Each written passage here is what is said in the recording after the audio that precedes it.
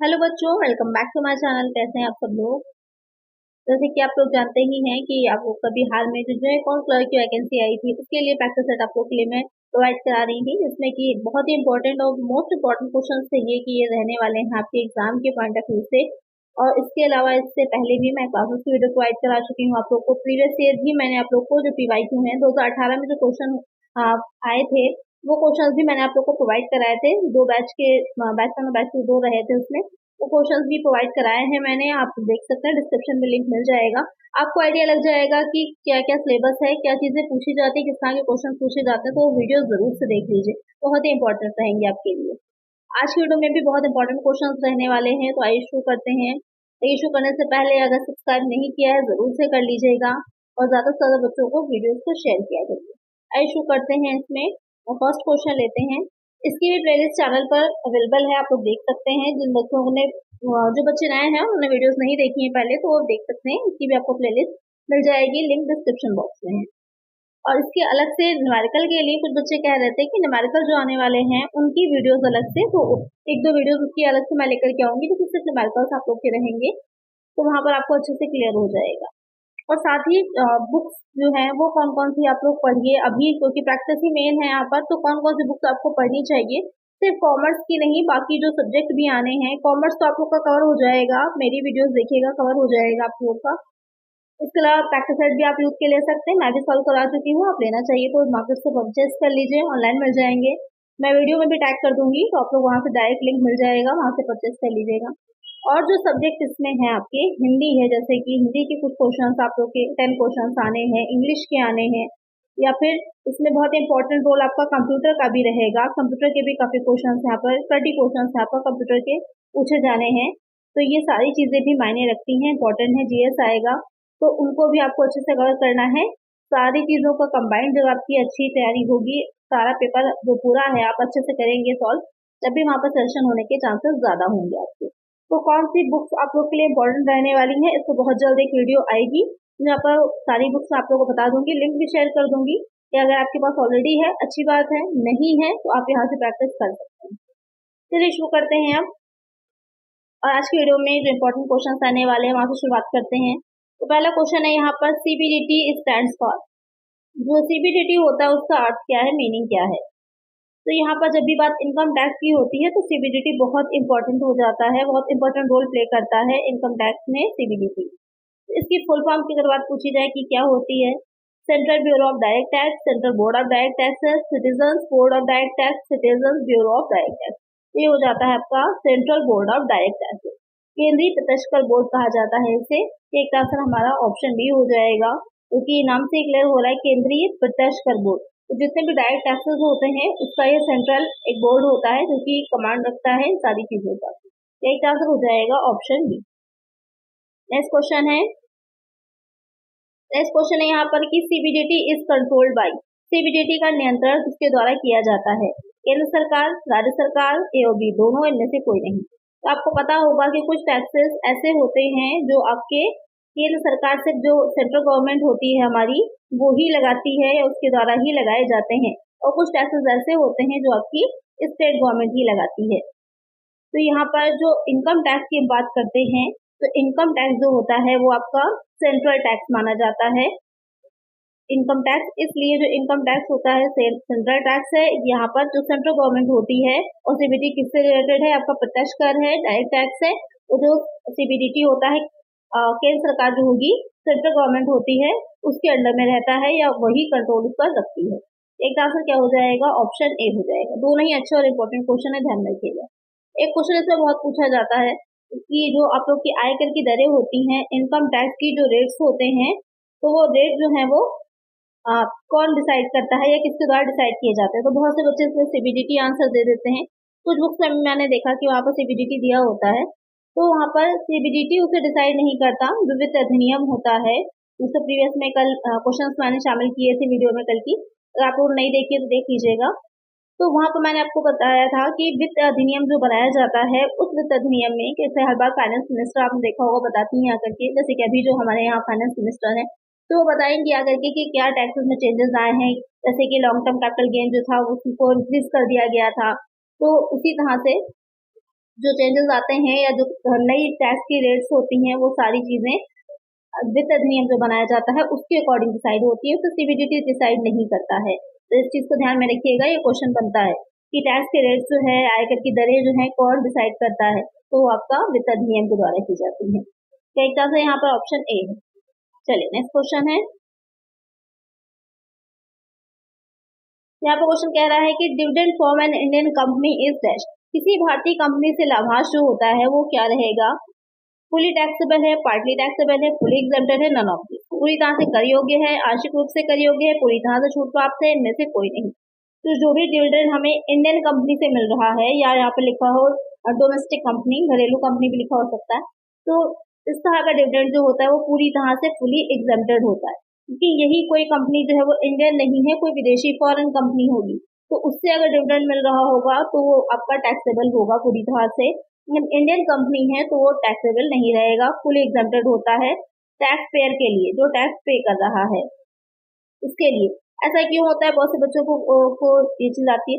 तो ये जो टैक्स होता है इसको ऑलरेडी जो डिविडेंड देने से पहले ही, क्योंकि जब डिवाइजेबल प्रॉफिट निकाला जाता है, जैसे कि profit available for share holders निकाला जाता है जब, जिससे कि डिविडेंड दिया जाएगा, तो वहां पर पहले ही उस प्रॉफिट में से टैक्स ऑलरेडी पे करा जा चुका होता है कंपनी के द्वारा, जो कंपनी होती है। जब एक चीज पर एक बार टैक्स पे किया जा चुका है तो दोबारा जब उसका हिस्सा जो है मिल रहा है जो शेयर होल्डर्स उनको, तो वो टैक्स क्यों देंगे उस पर?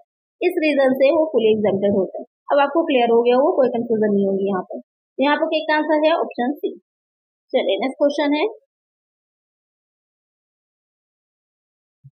Income exempted from tax are stated in the section dash of the income tax act. आयकर अधिनियम की धारा डैश में कर से छूट प्राप्त आय का उल्लेख किया गया है, यानी कि कौन सा सेक्शन है जो कि बता रही है जो टैक्स इनकम एग्जेम्प्टेड होती है, जैसे कि अभी आपने देखा डिविडेंड है एग्जेम्प्टेड, तो उस कौन से सेक्शन में इनकम टैक्स की बताया गया। बहुत ही सबसे ज्यादा पूछा जाने वाला एक क्वेश्चन है, मोस्ट इंपॉर्टेंट क्वेश्चन है। तो यहाँ पर कौन सी सेक्शन होती है? सेक्शन 10 है। सेक्शन 10 बताती है हमें इनकम टैक्स में कि एग्जेम्प्टेड कौन कौन सी इनकम होती हैं। जैसे कि पार्टनर्स होते हैं, तो पार्टनर को जो पार्टनरशिप फॉर्म से हिस्सा मिल रहा है, अपना इनकम हो रही है, वो भी क्या होती है?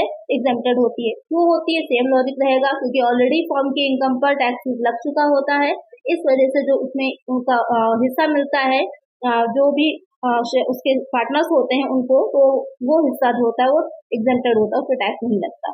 तो यहाँ पर एक आंसर है ऑप्शन। तो लॉजिक के साथ बातों को समझिएगा तो आपको परमानेंट ये याद रहेंगी, आपकी मेमोरी में फीड हो जाएगा। ऐसे ही सिर्फ कॉमर्स को पढ़ते रहिएगा तो समझ में नहीं आएगी, इसमें जो लॉजिक लग रहे हैं उनको अच्छे से डीपली समझ लीजिएगा तो आपको हमेशा के लिए वो चीज याद हो जाएगी। एक आंसर है यहाँ पर ऑप्शन डी। इसमें इंपॉर्टेंट कुछ सेक्शंस पूछे जाते हैं, अभी आगे आप लोग को जो है मिलेंगे कि इसके भी बहुत से सब सेक्शंस हैं जो कि एग्जाम में डायरेक्ट क्वेश्चन बनते हैं। तो आगे इससे रिलेटेड क्वेश्चन हैं, आइए देखते हैं। नेक्स्ट है, income from salary is explained in the section dash. वेतन से आय को धारा में समझाया गया है। 12 to 14, 15 to 17, 18 to 22, 24 to 26। ये जो इनकम टैक्स एक्ट है आपका, उस टैक्स में उस एक्ट में बहुत सी सेक्शंस दे रखी हैं, बहुत सी सेक्शंस है। सारी तो आप नहीं याद कर सकते, जो इम्पोर्टेंट है उनको ध्यान में रख लीजिए, और बहुत ज्यादा डीपली पूछेगा भी नहीं। सेक्शन 10 जो है वो बहुत पूछी जाती है आप लोगों की, और इसमें जो 80C से 80U तक की जो सेक्शंस हैं उसमें से क्वेश्चंस आते हैं, जो कि आगे आप लोग के मैं कराऊंगी, ये पूछा जाता है।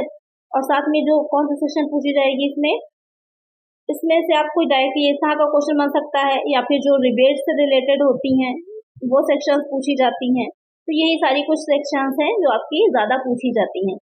यहाँ पर जो क्वेश्चन कह रहा है कि इनकम फ्रॉम सैलरी जो है वो किस सेक्शन में आ रहा है, तो 5 हेड मैंने आप लोग को कल बताए ही थे, 5 हेड्स होते हैं। तो पहला हेड ही आपका इनकम फ्रॉम सैलरी किस में आता है? 15 to 17 में आता है। तो एक आंसर क्या हो जाएगा हमारा? ऑप्शन बी हो जाएगा। चलिए नेक्स्ट क्वेश्चन है,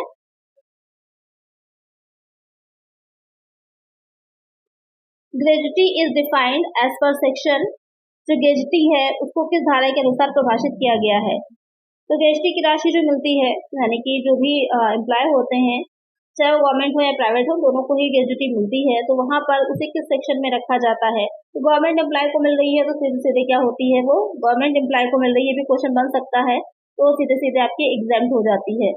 तो गवर्नमेंट जॉब के बहुत से बेनिफिट्स होते हैं, बहुत सी जो इनकम ऐसी होती है जो आपकी सीधे सीधे एग्जाम्प्ट हो जाती है, क्योंकि गवर्नमेंट सेक्टर में है आप।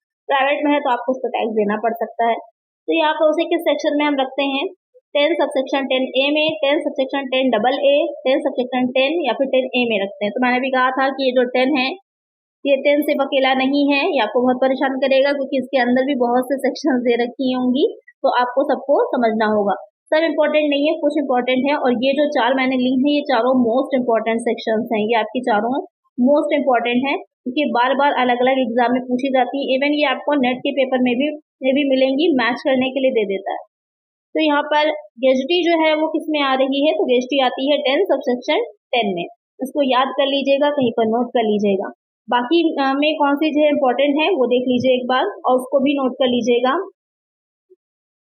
जो एग्रीकल्चर इनकम के लिए पूछा जाता है बहुत ही मोस्ट इम्पोर्टेंट है, तो ये आपकी 10 सबसेक्शन 1 में आती है, कृषि आय जो होती है। 10 सबसेक्शन 10A जो है वहां पर आती है कम्प्यूटेड पेंशन, कंप्यूटेड हुआ यहाँ पर पी रह गया, कंप्यूटेड पेंशन जो होती है वो आती है। 10 सबसेक्शन 10 डबल ए में लीव इंगेजमेंट आती है, जो अर्जित अवकाश से आय होती है, जो मतलब इस तरह की छुट्टियां मिलती हैं जिसमें कि आपको वेतन मिलता है। तो वहां पर अगर आपने नहीं ली है तो वहां पर अर्न हो जाता है। तो अगर आप में से 14 है ओवरऑल आपने नहीं ली है, तो जब भी आप बाद में इसको लेते हैं तो उसका टैक्स जो होता है वो नहीं लगता है, या उससे रिलेटेड जो भी अर्निंग आपको हो रही है बाद में उस पर टैक्स नहीं लगता है। इसको भी निकाला जाता है, इसके फॉर्मूलाज होते हैं, इतना डेली नहीं पूछेगा लेकिन मैक्सिमम लिमिट कभी कभी पूछ लेता है। तो मैक्सिमम लिमिट क्या रहेगी, इस पर एक वीडियो आ जाएगी आप लोगों के लिए, वहाँ पर आपको सारी चीजें जीएसटी कैसे निकाली जाती है या फिर ये सब चीजें कैसे निकाली जाती है, पेंशन कैसे निकलेगी, ये सब वो मैं आप लोग को करा दूंगी एक वीडियो में, तो वहाँ पर आपका क्लियर हो जाएगा। यहाँ पर तो गेजेटी आपने पढ़ लिया। अब एक क्वेश्चन आपके लिए है कि जो 10A है उसमें क्या चीजें आती हैं, क्या कौन सी इनकम जो है वो इसके अंडर में एग्जाम्प्ट होती है। तो इसका आंसर आप लोग मुझे कमेंट करेंगे कि 10A में क्या चीज आती है। चलिए नेक्स्ट क्वेश्चन पे चलते हैं। Agriculture income in Japan is accessible for dash. Japan में कृषि आय किसके लिए कर योग्य होगी, निवासी के लिए, समान रूप से निवासी नहीं होगा, अनिवासी के लिए कर योग्य नहीं है, नॉट टैक्सेबल।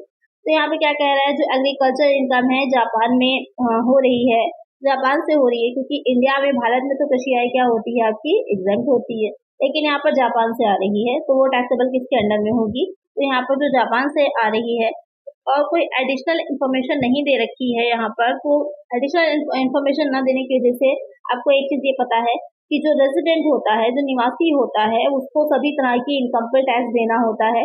बस वो इनकम जो है बहुत ही पास्ट ईयर में, क्योंकि जो भूतकाल की इनकम होती है, पास्ट की इनकम होती है, गत वर्ष जो प्रीवियस ईयर पिछले के रहे होते हैं उनकी इनकम होती है। यहाँ पर एग्रीकल्चर इनकम की बात हो रही है तो उस पर टैक्स जो होता है नहीं लगाया जाएगा, तो वो आपकी टैक्स फ्री हो जाएगी, तो उसको नहीं शामिल किया जाता है।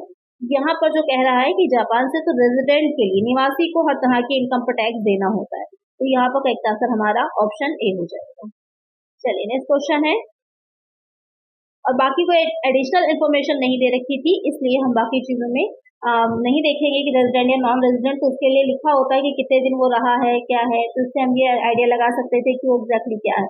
लेकिन एक निवासी जो होता है, एक रेजिडेंट जो होता है, उसको सभी तरह की इनकम पर टैक्स देना होगा इंडिया में, इसलिए यहाँ पर रेजिडेंट आपका आंसर करेक्ट होगा। चलिए नेक्स्ट क्वेश्चन है, if the assessee is living in own house HRA is dash. यदि करदाता अपने घर में रह रहा है तो एचआरए क्या होगा, पूरी तरह से कर योग्य है, आंशिक रूप से कर योग्य, पूरी तरह से छूट प्राप्त होगी, इनमें से कोई नहीं। यहाँ पे क्या कह रहा है कि एचआरए उसको मिल रहा है और लेकिन वो अपने खुद के घर में रह रहा है, तो एचआरए क्या होता है, इसको हाउस रेंट अलाउंस बोलते हैं। तो एचआरए होता है मकान किराया भत्ता कहा जाता है हिंदी में। जो आपकी सैलरी होती है, सैलरी एक जो इनका फर्म सैलरी हेड है वो एक अकेला नहीं होता, सिर्फ वहां पर वेतन की बात नहीं होती, उसमें 3 चीजें ऐड होती। एक हो जाता है बेसिक पे, आप लोग का अभी जब सिलेक्शन होगा तो आपको जो मिलेगी सैलरी, तो वहाँ पर सिर्फ एक चीज नहीं होगा, बेसिक पे नहीं होगा, बेसिक पे मिलेगा, फिर आपके कुछ भत्ते जोड़ेंगे, वहां पर अलाउंसेस मिलेगा, वहां पर आपको एचआरए भी मिलेगा, अलाउंस मिलेगा, तो साथ में आपको क्या मिलता है, अनुलाभ मिलते हैं, जो कुछ साइड बोलते हैं, अनुलाभ मिलते हैं। इन तीनों को जोड़ने के बाद आपकी सैलरी बनती है, और कुछ डिडक्शंस भी होती हैं, एनपीएस कटता है, बाकी भी डिडक्शंस उसमें रहती हैं। तो यहाँ पर 3 चीजों को मिला करके आपकी सैलरी बनती है। तो यहाँ पर इसी तरह हाउस रेंट अलाउंस के बारे में कह रहा है कि वो खुद के घर में रह रहा है लेकिन उसे एचआरए भी मिल रहा है, तो वहाँ पर एचआरए क्या होगा, तो इस तरह से एचआरए में फुली टैक्सेबल हो जाता है, पूरी तरह से एचआरए कर योग्य होता है क्योंकि वो अपने खुद के घर में रह रहा है। चलिए नेक्स्ट क्वेश्चन है, अगर वो खुद के घर में नहीं रह रहा होता है तो वहाँ पर एचआरए को निकाला जाता है, उसका कैलकुलेशन होती है। तो कैलकुलेशन जो होती है इस पर एचआरए का एक आपका यहाँ पर न्यूमेरिकल क्वेश्चन इससे रिलेटेड बन जाता है। तो वो न्यूमेरिकल क्वेश्चन मैं आप लोग को नेक्स्ट वीडियो जो आएगी वहाँ पर सॉल्व कराऊंगी, जहाँ पर कि 3 इसके पॉइंट्स बनते हैं, उन तीनों पॉइंट्स को रख करके निकाला जाता है, तो वहाँ पर वो क्वेश्चन आपका रहेगा। चलिए यहाँ पर जो है नेक्स्ट क्वेश्चन अब लेते हैं, entertainment allowance is allowed as a deduction as per section dash. मनोरंजन भत्ता धारा डैश के अनुसार कटौती के रूप में अनुमत है, 16, 16(1), 16(2), 16 सबसेक्शन 3। तो यहाँ पर क्या कह रहा है कि जो मनोरंजन भत्ता होता है किस धारा के अंतर्गत क्या होगा, कटौती योग्य होता है। तो एक चीज ध्यान में रखिएगा कि ये जो एंटरटेनमेंट अलाउंस होता है उसकी कटौती जो होती है सिर्फ और सिर्फ जो गवर्नमेंट एम्प्लॉय होते हैं उनको ही मिलती है, प्राइवेट एम्प्लॉय को नहीं मिलती। इस चीज को ध्यान में रखिएगा क्योंकि क्वेश्चन ये भी पूछता है कि एंटरटेनमेंट अलाउंस जो है उसकी कटौती किसको मिलती है, तो गवर्नमेंट एम्प्लॉय को मिलती है, जो प्राइवेट एम्प्लॉय होते हैं, प्राइवेट सेक्टर के होते हैं, उनको नहीं मिलती है। ध्यान में रखिएगा, ये भी क्वेश्चन बन सकता है। अब किस सेक्शन में मिलती है ये क्वेश्चन आ रहा है, तो आपका सेक्शन सी हो जाएगा। सेक्शन 60 सेक्शन 2 के अंतर्गत जो होती है उनको ये कटौती मिलती है। एक आंसर होगा ऑप्शन सी। अब इसको भी निकाला जाता है तो इसका भी एक न्यूमेरिकल क्वेश्चन बनता है, ये भी आपका नेक्स्ट वीडियो में रहेगा। चलिए नेक्स्ट क्वेश्चन है, education allowance is exempt up to per month per child for 2 children. बच्चों की शिक्षा भत्ता 2 बच्चों के लिए प्रति बच्चा प्रति माह तक छूट दी जाती है। अभी प्रीवियस में जो यूपीएससी का एग्जाम हुआ था वहां पर इससे क्वेश्चन पूछा भी गया था। तो यहाँ पर जो कह रहा है कि शिक्षा भत्ता एजुकेशन अलाउंस जो मिल रहा है तो बच्चों के लिए प्रति बच्चा प्रति माह तक छूट दी जाती, कितने रुपए की दी जाएगी, 100 की, 150 की, 200 की, 250 की। तो ये जो आपको छूट मिलती है तो वो मिलती है 100 रुपीज की। अब एक चीज ध्यान में रखिएगा कि एक बच्चे के लिए 100 रुपीज है यहाँ पर चाइल्ड हो जाएगा, और पर मंथ ये भी ध्यान में रखिएगा, पर चाइल्ड और पर मंथ। और यहाँ पर खुद ही बताया है क्वेश्चन में 2 बच्चों तक, कितने बच्चों तक मैक्सिमम मिलती है, 2 चाइल्ड तक मिलती है, और पर मंथ पर चाइल्ड हो जाएगा 100। करेक्ट आंसर हो जाएगा ऑप्शन ए। एक शिक्षा की सुविधा भी होती है, इसको ध्यान में रखिएगा, शिक्षा भत्ता भी होता है, सुविधा भी होती है। यहाँ सुविधा की बात नहीं की जा रही, भत्ता है तो एक एक पॉइंट को, तो इनकम टैक्स होती है वहाँ पर एक एक पॉइंट को ध्यान में रखना होता है, जरा सा नहीं कहते हैं ना, नजर हटी सावधानी हटी और दुर्घटना घटी वाला हाल होता है, तो एक एक पॉइंट को आपको ध्यान में रखना है। करेक्ट आंसर है ऑप्शन ए। चलिए नेक्स्ट क्वेश्चन है, children hostel allowance is exempt up to per month per child for 2 children. बच्चों के छात्रावास भत्ते 2 बच्चों के लिए प्रति बच्चा प्रति माह तक छूट दी जाती है, 100, 200, 250, 300 की। अभी सेम वैसा ही है, वही सारी कंडीशंस यहाँ भी रहती है, 2 बच्चों तक मिलती है, पर चाइल्ड जो है पर मंथ कितनी मिलेगी, तो यहाँ पर 300 हो जाता है। एक आंसर हो जाएगा आपका ऑप्शन डी। ज्यादा चेंज नहीं है, बस वहाँ पर 100 रुपीज था, यहाँ 300 हो जाता है, मैक्सिमम 2 चाइल्ड तक ही मिलती है। चलिए नेक्स्ट क्वेश्चन है, working capital of an organisation can be calculated as. यहाँ पर कह रहा है कि एक संगठन की कार्यशील पूंजी की गणना की जा सकती है, fix asset plus current asset, current asset plus current liability, current asset minus current liability, fix asset minus current asset. अब यहाँ से जो क्वेश्चन है आपके, ये 2018 में जो आपका पेपर हुआ था उस पेपर से लिए गए क्वेश्चन हैं, ये पीवाईक्यू हैं आपके, जो अब ये सॉल्व आप कर रहे हैं। तो आपको ये क्लियर हो जाएगा कि जैसे कुछ बच्चों को कंफ्यूजन थी कि मैम ये चीज सिलेबस में नहीं दे रखी है, तो बेटा 2018 में आपका ये आए हुए क्वेश्चन हैं, यहाँ से जो आप क्वेश्चन आप सॉल्व करेंगे आगे, तो इससे आपको क्लियर हो जाएगा कि क्या क्या चीजें आपके सिलेबस में है और कहाँ कहाँ से क्वेश्चन आपके बने हैं। तो ये पीवाईक्यू हैं। यहाँ पर क्या कह रहा है, वर्किंग कैपिटल कैसे निकाली जाती है, तो आपको पता ही है कैसे निकाली जाती है, करंट एसेट में से हम करंट लायबिलिटी को लेस कर देते हैं तो हमारी निकल करके वर्किंग कैपिटल आ जाती है। चलिए नेक्स्ट क्वेश्चन है, statement of expected cash received A expected cash payment is. अपेक्षित नकदी रखी और अपेक्षित नकदी भुगतान का कथन क्या होगा, operation schedule, price schedule, regular budget, cash budget. तो यहाँ पर क्वेश्चन कह रहा है कि अगर हम एक्सपेक्टेड कैश की बात करें कि कितना कैश हमको रिसीव हो रहा हो, कितना हमको पेमेंट करना है, कितना हमको मतलब फ्यूचर में कितना हमको रिसीविंग होगी और कितना हमको पेमेंट करना पड़ेगा, तो उसके लिए अगर हम एक स्टेटमेंट प्रिपेयर करते हैं तो वो स्टेटमेंट क्या कहलाता है, ये क्वेश्चन आपसे पूछ रहा है। ये भी आपका पीवाईक्यू है, जैसे कि मैंने कहा ही आपसे। तो स्टेटमेंट कहलाता है आपका कैश बजट। जो नकदी बजट बनाया जाता है वहां पर सबसे पहले ऊपर लिखी जाती है कहाँ कहाँ से रिसीविंग हो रही है और कहाँ कहाँ आपको पेमेंट करना है। और ये बजट है, तो बजट क्या होता है, बजट जब भी बनाया जाता है वो फ्यूचर के लिए बनाया जाता है, भविष्य के लिए बनाया जाता है बजट। तो यहाँ पर एक तरह से क्या होगा, ऑप्शन डी हो जाएगा। चलिए नेक्स्ट क्वेश्चन है, तो इस तरह के क्वेश्चन आपके प्रीवियस ईयर में पूछे गए हैं। A check for rupees 35,000 was received from Train Motors but was erroneously credited to Mahindra Motors account. This is an example of। यहाँ पर कह रहा है कि यहाँ पर टाटा, यहाँ पर गलत से प्रिंट हो गया है, ये टाटा मोटर्स है। तो टाटा मोटर्स से 35,000 की चेक प्राप्त हुई, लेकिन यहाँ पर क्या हुआ कि गलती से उसको महिंद्रा मोटर्स के खाते में जमा कर दिया गया। ये एक उदाहरण है।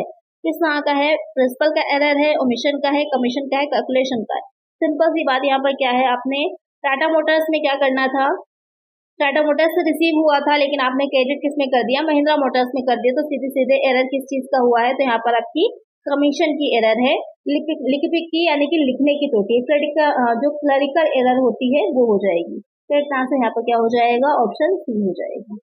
चलिए नेक्स्ट क्वेश्चन है, तो नेक्स्ट क्वेश्चन जो आया था आपका क्विक रेशियो से रिलेटेड था कि क्विक रेशियो और acid test ratio can calculated as. त्वरित अनुपात या एसिड परीक्षण अनुपात की गणना की जा सकती है। तो एक बच्चा कह रहा था कि रेशियो एनालिसिस चैप्टर नहीं है मैम, तो यहाँ पर 2018 में आपका रेशियो एनालिसिस से पूछे गए हैं क्वेश्चंस, तो इसलिए वहां पर मैंने रेशियो एनालिसिस आपका चैप्टर जो था वो इंक्लूड किया, जिससे कि आप उसको भी पढ़ लीजिए, उसको भी देख लीजिए कि किस तरह के क्वेश्चन वहां से पूछे जा सकते हैं। सारे रेशियो अगर आप पढ़ लेंगे, एक भी क्वेश्चन बहुत इंपॉर्टेंट होता है, एक क्वेश्चन आपका सिलेक्शन रोक सकता है, एक क्वेश्चन आपको सिलेक्शन दिला भी सकता है। तो इसलिए यहाँ पर आपके जो रेशियो एनालिसिस चैप्टर है उससे क्वेश्चन पूछे गए। क्योंकि कॉस्ट एनालिसिस की जब हम बात करते हैं तो कॉस्ट एनालिसिस में रेशियो एनालिसिस, डीपी एनालिसिस, ये दोनों ही चीजें शामिल होती हैं, दोनों ही चीजें आती हैं।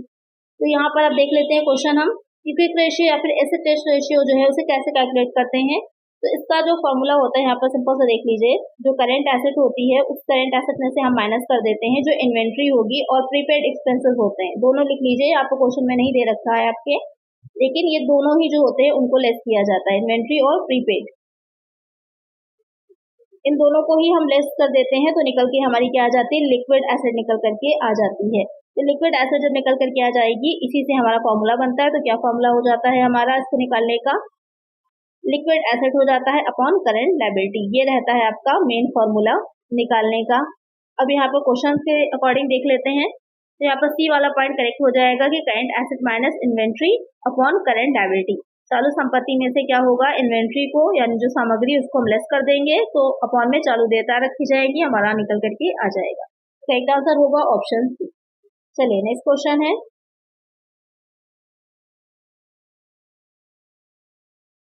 Overhead cost is the total of, उपरिव्यय किसका कुल योग है, और डायरेक्ट कॉस्ट का, सभी प्रत्यक्ष लागत का, cost of goods in market बाजार माल की लागत का, ऑल इनडायरेक्ट कॉस्ट सभी अप्रत्यक्ष लागत का, कॉस्ट ऑफ गुड्स सोल्ड बेचे गए माल की लागत का। तो यहाँ पर जो आपका ओवरहेड होता है, ओवरहेड जो उपरिव्यय जिसे हम बोलते हैं हिंदी में, ये आपके सारे इनडायरेक्ट होती है लागतें, जितनी भी इनडायरेक्ट कॉस्ट होती है वो सब आपके ओवरहेड होते हैं। अलग अलग तरह के ओवरहेड बनते हैं। फैक्ट्री ओवरहेड क्या होता है आपका, जो फैक्ट्री से रिलेटेड हो जाएगा, ऑफिस ओवरहेड हो जाता है आपका, सेलिंग एंड डिस्ट्रीब्यूशन ओवरहेड होता है, आपने कॉस्टिंग पढ़ी होगी तो आपको याद होगा, ये सारे ओवरहेड आ जाते हैं। जिससे जो रिलेटेड होता है एक्सपेंस उसमें डाल दिया जाता है, और ये सारे आपकी क्या होते हैं, इनडायरेक्ट होते हैं। जितनी भी डायरेक्ट आपकी कॉस्ट हो, एक्सपेंस होगा या फिर लेबर होता है, वो सब आपकी प्राइम कॉस्ट में जाता है।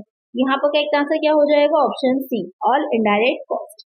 चलिए नेक्स्ट क्वेश्चन है, as per companies act 2013 read with amendments thereto for a public limited company how many maximum members of shareholders are allowed। Company अधिनियम 2013 के अनुसार संशोधन सहित एक सार्वजनिक लिमिटेड कंपनी के लिए शेयरधारकों को अधिकतम कितने सदस्यों की अनुमति होती है। 50 मेंबर्स की होगी, 200 की होगी, अनलिमिटेड या फिर 100। इतना बढ़ा चढ़ा के क्वेश्चन पूछा है, सिंपल सी बात पूछ रहा है कि जो पब्लिक लिमिटेड कंपनी होती है उसमें मैक्सिमम जो नंबर ऑफ मेंबर्स होते हैं वो कितने होते हैं, तो अनलिमिटेड होते हैं, उसकी कोई लिमिट नहीं होती, आप जितने भी चाहे उतने मेंबर रख सकते हैं। तो करेक्ट आंसर होगा ऑप्शन सी। वहां पर अगर मिनिमम पूछे तो मिनिमम की लिमिट होती है, मिनिमम कितने होते हैं, मिनिमम हो जाते हैं 7, ध्यान में रखिएगा। और अगर ये आपका हो गया पब्लिक कंपनी जो होती है उसकी बात हो रही है। अगर यही बात की जाए प्राइवेट कंपनी की, अगर यही बात की जाए प्राइवेट कंपनी की, तो यहाँ पर मैक्सिमम जो होता है प्राइवेट कंपनी में 200 होते हैं और मिनिमम जो होता है वो कितना हो जाएगा, मिनिमम हो जाता है आपका 2। इसको ध्यान में रखिएगा, क्वेश्चन आपसे पूछ सकता है।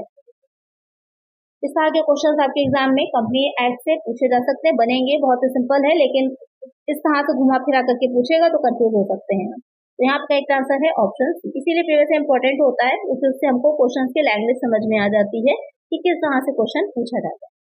चलिए नेक्स्ट क्वेश्चन है, as per companies act 2013 read with amendments thereto within how many days from the date of annual general meeting of the company financial statement of company shall be filled with the registrar। Company अधिनियम 2013 के अनुसार संशोधन सहित company की वार्षिक आम बैठक की तारीख से कितने दिन के भीतर कंपनी का वित्तीय विवरण रजिस्ट्रार के पास दर्ज किया जाना चाहिए। 21, 30, 15, 45। इतना लंबा चौड़ा क्वेश्चन बढ़ा चढ़ा करके दिया गया। सिंपल सी बात यह है कि आपसे ये कह रहा है कि जो कंपनी की एजीएम होती है, एनुअल जनरल मीटिंग होती है, उस मीटिंग में जो फाइनेंशियल स्टेटमेंट होते हैं उनको रखा जाता है कि ये फाइनेंशियल स्टेटमेंट जो है रजिस्ट्रार के पास जो सबमिट किए जाते हैं तो उन्हें कितने दिन में सबमिट कर देना चाहिए। बस ये क्वेश्चन पूछा तो उन्हें हमें कितने दिन में सबमिट करना है, 30 डेज में करना है। ये हमारा आंसर हो गया। एक आंसर होगा ऑप्शन बी। चलिए नेक्स्ट क्वेश्चन है, as per Companies Act 2013 read with amendments thereto who among the following is considered as a key managerial person। Company अधिनियम 2013 के अनुसार संशोधन सहित निम्नलिखित में कौन सा व्यक्ति प्रबंधकीय कुंजी के रूप में जाना जाता है। असिस्टेंट डायरेक्टर जनरल, सहायक मुख्य निदेशक, वाइस प्रेसिडेंट मार्केटिंग, उपाध्यक्ष विपणन, वाइस प्रेसिडेंट एचआर, उपाध्यक्ष मानव संसाधन, कंपनी सेक्रेटरी, कंपनी सचिव। तो यहाँ पर क्वेश्चन जो कह रहा है कि जो 2013 है अधिनियम, क्योंकि अब जो आपका चल रहा है वो 2013 संशोधित वाला चल रहा है। उसके बाद भी अमेंडमेंट बहुत समय 2018 में हुए हैं, काफी अमेंडमेंट हो गए, लेकिन मेन जो चल रहा है वो 2013 ही कहा जाता है। तो उसमें प्रबंधकीय कुंजी मैनेजरियल पर्सन किसे बोला जाता है, तो आपका कंपनी सेक्रेटरी जो होता है, कंपनी का सचिव, उसे कहा जाता है।